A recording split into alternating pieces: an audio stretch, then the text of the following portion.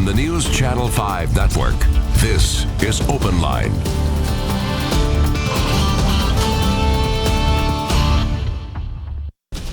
Hello, everyone. Welcome to Open Line on Wednesday night. Happy you are with us. We're going to be talking politics tonight, which I always love. And always happy to have with us Dr. Thomas Schwartz, Vanderbilt political science professor. Dr. Schwartz, thank you for being here. Thank you for having me on the program. And there's so much to talk about. We have the tariffs that the president is threatening and putting out there, executive privilege, attorney general found in contempt, and then the Democratic presidential race, and of course going up against Trump, President Trump. So much to talk about, but I'm fascinated by let's take a look at the Democratic presidential race right now, how it's shaping up, and kind of what this next election may be about. So Bernie Sanders gave a big speech. What was in that speech that Bernie Sanders gave? Well, Bernie Sanders gave a big speech in Washington today to define how he sees himself as a democratic socialist.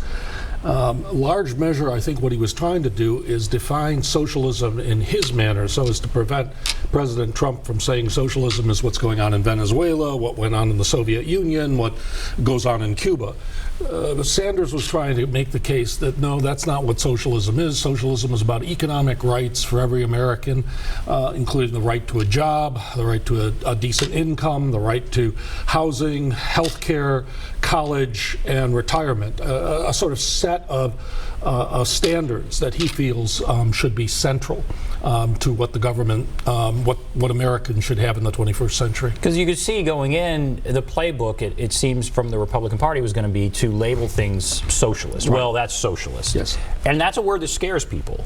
But it sounds like Bernie Sanders, and maybe even other Democratic candidates, are going right at it, saying socialism is not a bad word, but let's really define what it is. Yes. Is that right? I think that's clear, because I think during the Cold War, communist states also called themselves socialist. Now that tended to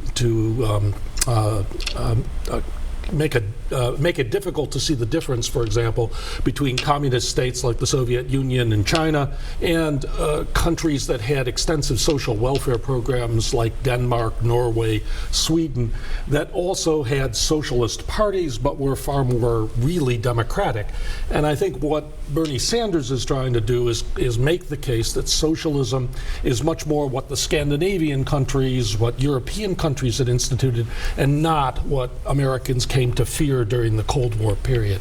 It's still a tough call in the United States because it runs up against traditions of individual liberty, economic liberty, capitalism, and the rest, but it's nevertheless far more appealing than if you were to link it to communism or anything like that. So we look ahead to what could be, to this presidential election.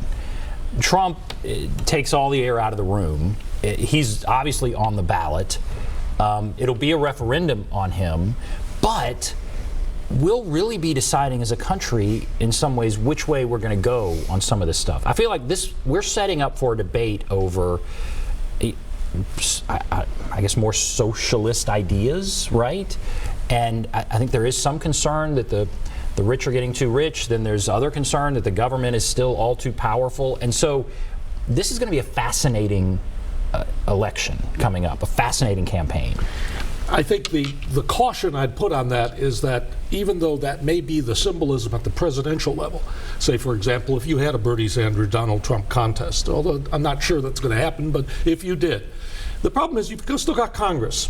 And you've still got all the state legislators. You've got a lot of roadblocks in the way of the dramatic changes that Bernie Sanders is talking about. I mean, even his own state, Vermont, for example, tried to institute a single-payer health care system that would be similar. They couldn't afford it, and they had to go away from it quickly. So there are real challenges to the types of changes he wants, and they would be very dramatic, and it would require a lot of legislative activity. And as we know, Congress doesn't have a tendency to get a lot done these days.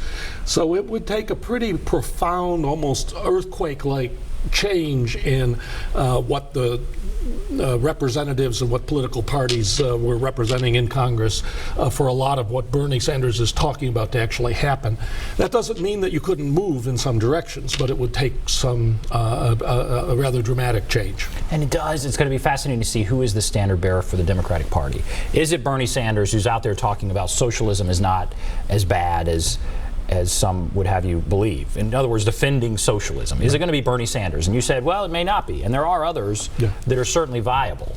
Joe Biden, I think, is leading in the polls. Yes. He's older. There's some people who are concerned about him. Elizabeth Warren is certainly surging. And how would you define her appeal? What is it Elizabeth Warren would bring, and kind of where does she fit in all of this, do you think? Well, she has the benefit. Many Democrats have said to pollsters that they want to vote for a woman. And Elizabeth Warren would be the first woman to be there without having been her husband, her husband having been president. She provides detailed programs. She has outlined a set of comprehensive ideas for changing the economic system. She wants to break up high tech, big tech companies like Amazon, Google. So she also defines herself as capitalist, but wanting regulated capitalism, and that is more in the American tradition. The types of things FDR did when he set up a whole set of government agencies to watch over the economy. So in a lot of ways, she's trying to hew to what might be a more traditional path of the Democrats of bringing more regulation and having Washington oversee a still private economy than Bernie Sanders is talking about. So you would think she's a little more centrist than Bernie Sanders? A touch more. But obviously, Joe Biden is trying to define centrism for the Democrats. But even he is being, I think, pulled to the left by the fact that the Democratic primary electorate is more progressive and leans more towards some of the ideas that Bernie Sanders talks about. And what are we seeing with Joe Biden right now? I mean, how do you think his campaign is doing at this point? I've seen that he and President Trump have gotten in some back and forth fights. It seems like President Trump wants to fight him. You know, they enjoy bashing each other.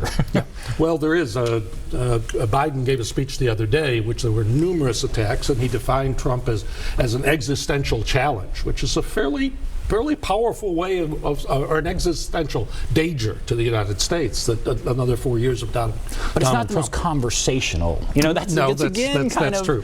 It's a highbrow sort of like, whoa, but there are a lot of people who go like, what is that? But okay, go ahead. But of course, the president responds by calling him a dummy. So I mean, the president responds on his level. So there's something there for everybody. There's something there for everybody. But Biden has some ups and downs. On the one hand, he's being very careful about his media access. He's trying not to overexpose himself in some ways with a lot of interviews, and that also the danger of possibly of saying the wrong thing. But last week he did have a dust up over the Hyde Amendment, where he changed his position on what had been public funding for abortions, and he now endorses it. In the past he had voted against it, and that sort of showed the degree to which some issues are pulling him further toward the left and toward the progressive argument. So it'll be interesting to see whether he has to modify his positions on anything else.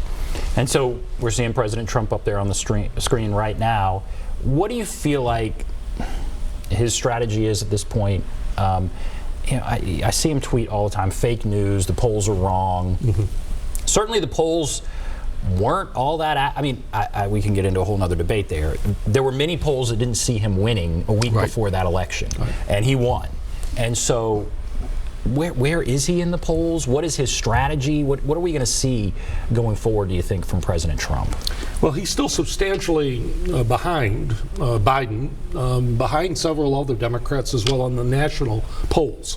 What we don't really have yet in good standing, or at least a lot of, are polls in the battleground states that give us a better idea of where he stands. We do, as everyone learned last time, we don't elect the president by the popular vote. We elect the president by the Electoral College, and therefore it's important to know what is the electoral, what does Michigan look like, what does Wisconsin look like.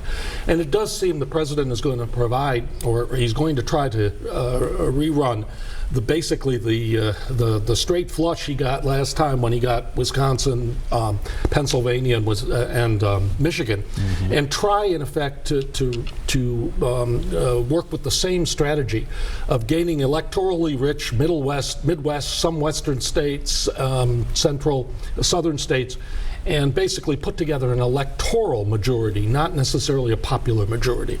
And so that looks, he's targeting states, particularly where he has rallies. Pennsylvania looks like it's going to be crucial. Michigan, possibly, maybe even Minnesota this time. So it's interesting but it is very much a rerun of the 2016, but now actually very explicitly saying that, and the Democrats obviously know what he's doing and are going to not. You won't see a Democratic contender not go to Wisconsin this time. You will see them. They will spend a lot of time in those states. What in the world? Well, yes, and what's different is he is the incumbent, and all of the advantages that come with being the incumbent, and so it's a long way off. But let's assume things are generally the way they are now. The economy is, generally good. We are at peace. How much of an advantage does that give him? He goes into an election as the incumbent with those things. What about that? It should give him an enormous advantage. And there are people who are saying that if it was anyone other than Donald Trump, he'd be 20 points ahead. His personality, his comments, his statements, the baggage he carries because of what he has said and done in office all drag him down. What I thought was interesting is last week there was a poll that showed most Americans now think he will win re-election, even though they're not supporting him, or at least the numbers seem to indicate that they're willing to vote for Biden. So it may be that there might be a self-fulfilling nature there, a prophecy of sort of thinking that, well, he's going to win because things are so good. And that may depress turnout of Democrats. Who knows? In that sense, I think it is a long way off. And certainly if I was sitting here in 2015, in June of 2015, I wouldn't have even thought Donald Trump, this was right before he came down that staircase, no one would have thought he would have been the President of the United States. No, that's true. We've kind of set the table here. So there's a sense of some of what we can talk about. And so I want to hear from you. There's the number 615-737+, 615-737-7587. What are your thoughts on how things are going, what you're seeing on the Democratic field, what you're seeing from President Trump? Any thoughts you may have. I'm going to take a call, then we'll, phones will remain open. We'll take a break. But let's go to Marcus here. Hello, Marcus. Yeah, good evening to you guys. Hey. Yes, I just have a comment, and then I have a question.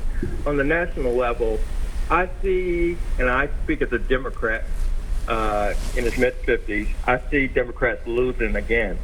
And I hate to say that, being that I'm on that blue team. I just think that Democrats are still can't get their act together. Hillary Clinton shouldn't have lost to a Donald Trump. She should have learned something the first time around when she ran against President Obama. We keep hiring these people on these staff teams that don't know what they're doing. They're fresh out of college, but they don't really have real-world experience. And I see us playing softball when the Republicans are always playing hardball. It's like Linus and Lucy. Lucy says, Linus, I won't move the ball this time, the football, but we fall for it, and then when we run up to kick it, once again, Lucy pulls the football, we fall on our back, and I see that happening. And I hope I'm wrong. Believe me, I do. Locally, I have a problem with a spineless governor who's beholden to people in Williamson County and will not man up and insist that Cassida not be able to retire with a pension after making racist, homophobic statements. I also have a problem with the prosecutor who refuses to press charges on domestic violence as a married couple because they're gay. These two things, and I hope the world saw that when they came to town, but there was a lot of things going on, bandy baseball, and a whole bunch of other things going on during CMA week. But these things need to be addressed because I'm a homeowner. I'm a taxpayer person. To have somebody do what this man has done, and he's got a history of things that just have never been brought out in full form. I hope Phil Woods will use the same tenacity that he did with Sean Joseph and stay on this, because this man should not be able to dictate when he steps down, when he's been found, obviously, he's been found that him and his aide did some things that were wrong, racist and homophobic. And I wish our governor had a spine and wasn't beholden to his fundraisers in Williamson County. All right, well, let's talk about all that. I appreciate to do that. Okay, fascinating. Thank you. Frustrated Democrat on the national stage. We'll talk about that in a moment. But he brings up on the state level. Phil Williams done great reporting on what's happened at the state capitol. Cassida is going to step down, but he's going to wait until his 60th birthday after these texts were revealed that were racist, that he initially denied and said were fabricated, and then that turned out obviously not to be the truth. There was a no confidence vote, and he is going to step down. But now he is saying, well, you know what, I want to wait. I want to wait until my birthday. I don't know how much you get into state stuff. What is your take on all of that? Well, my own take is that this is the danger of a one-party state.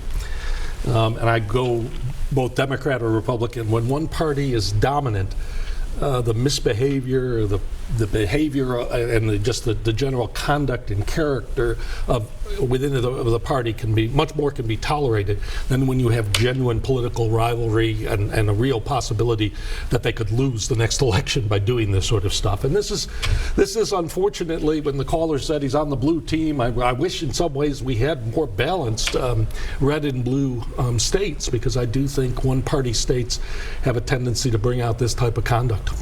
How unusual is it to have such unbalance? That's an interesting take. I mean, there's such a supermajority in the state of Tennessee, and I don't know if we can go back. The Democrats used to have Democrats used to be, right? Yes, it used to be Democrats who were in the Solid South for years, yes. And so, is this unusual? I mean, we can lament a situation like this in this time, but I mean, others might say, well, it's not that unusual. It happens often. What about that? It does happen. It has happened historically. Tennessee used to be more balanced. Tennessee actually, there was, because of the eastern part of the state being Republican, western part being Democrat, middle state being sort of what was fought over, you did have a lot of mixed results. Governors who were Democrat, legislators Republican, this sort of thing. Only in the last 10 to 15 years has it slipped into a more one-party system. That could also change. I mean, one thing that growth could do, as it is doing in Georgia, maybe in Texas as well, is you have more urban populations. You're going to have a much greater balance and different interests competing, and you may see a genuine two-party competition reemerge. But that does seem to be the case, at least in part, that this sort of thing goes through cycles in history. It goes through cycles. And Marcus, okay, I appreciate the call. It is ridiculous. I mean, I can take off my, the hat where I'm impartial. It is ridiculous as somebody who has said they're going to step down is going to wait until his 60th birthday so that he can get, that is kind of astounding, but that's where we are in Tennessee. At least he's going to step down. I mean, he tried to avoid stepping down. Yeah. So it was good reporting that got that done, but that is absurd. All right, we are going to take a break. We'll come back.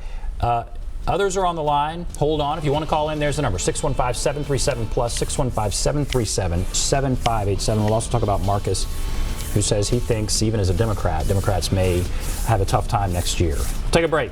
Be back right after this.